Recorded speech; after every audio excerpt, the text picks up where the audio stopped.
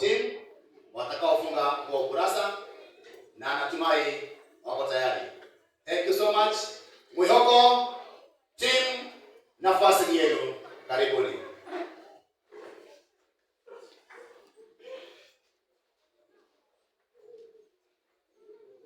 From this tantalizing world of equal opportunities, I, from Hope City, happily presents a poem entitled, I Will Stand.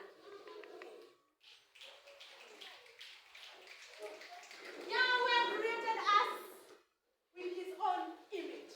Why go for makeup which will not make up your life? Why go from barbers, sugar mummies, when Yahweh is the source of wealth? In Yasha I will stand. I will stand forever. Why use bound while you know you have a life to live? Why use bear and your apparent to be? Stand firm to Yeshua, and I assure you, you will never perish.